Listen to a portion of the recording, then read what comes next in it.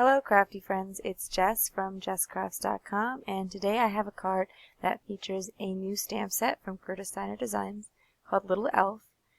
This stamp set is kind of unique because although it is a digital stamp, it is a set because you get the image of the little elf, but you also get the candy cane, an ornament, some stars, and a present which you can use to interact with the elf.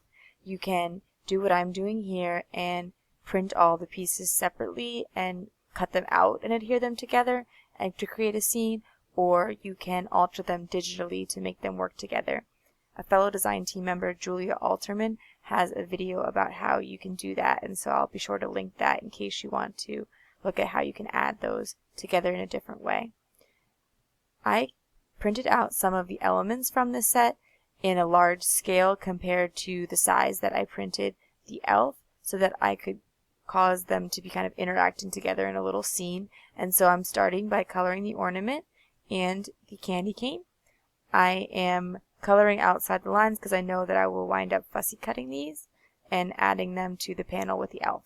So I'm starting with some reds. I'm using R46 for the main area of the candy cane, and then using a combination R27, 37, and 17, I believe they were, around those areas. So I'm just kind of keeping that second number close together so their saturation would be similar. Once I finish with those two, I'm moving on to the elf, and the elf I want to color inside the lines because he's going to be the main panel. But you see there that I kind of forgot that for a second, and I started coloring outside of the elf's little outfit there. And normally that might present a little bit of a problem because I don't think that I could push all that black back in with the colorless blender. But since I know I will be adding in the ornament and the candy cane, I know that I can kind of strategically place the ornament so that it's covering that little bit of pen marker that's coming out there.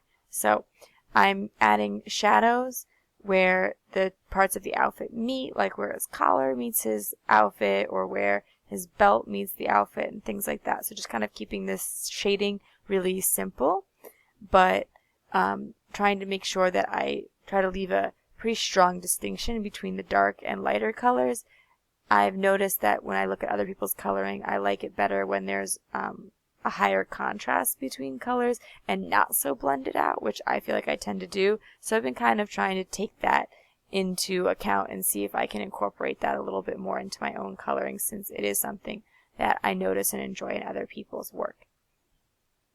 I'm using G09 and G07 for the greens, and then I was using I believe R46 for the reds, but I'm trying to keep the marker caps on the screen so that you can see them in case I forget what colors I was using.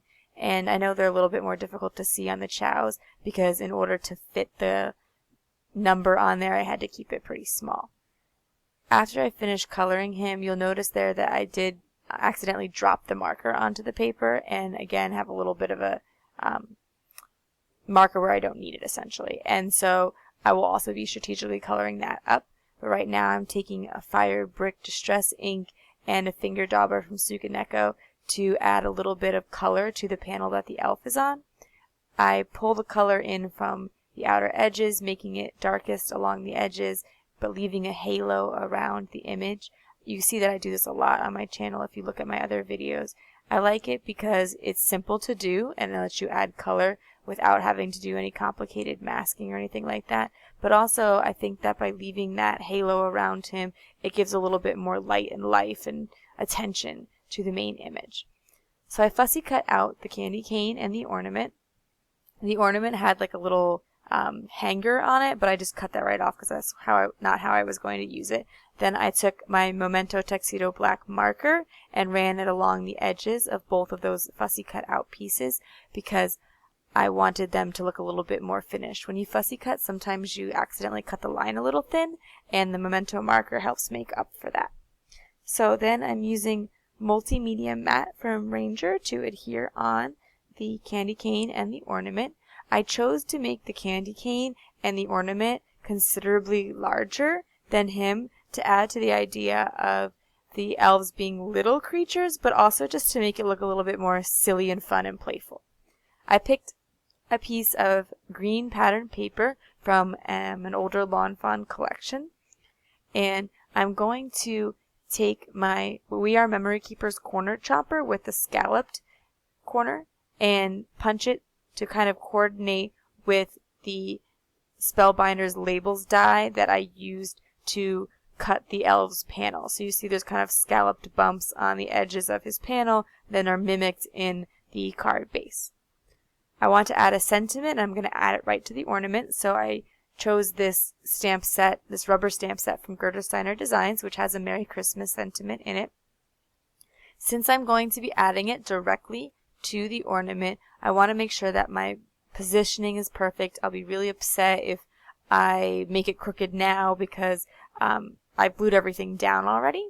And so I'm going to use my Stamp-A-Majig to help me. I'm going to pull that plastic backer sheet to the Stamp-A-Majig, stamp it down. I'll use Memento Tuxedo Black for on the Stamp-A-Majig because it wipes up easily, but then Archival for the actual stamping onto the ornament because I know that it'll be crisper and waterproof. And Archival is my preferred ink for sentiments.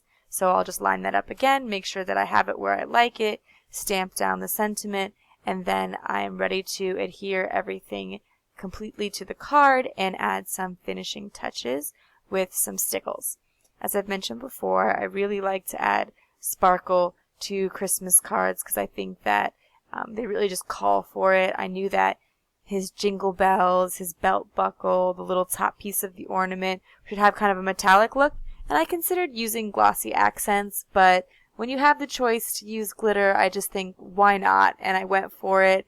I put on those areas, and I also added it to the stars that are in the sentiment.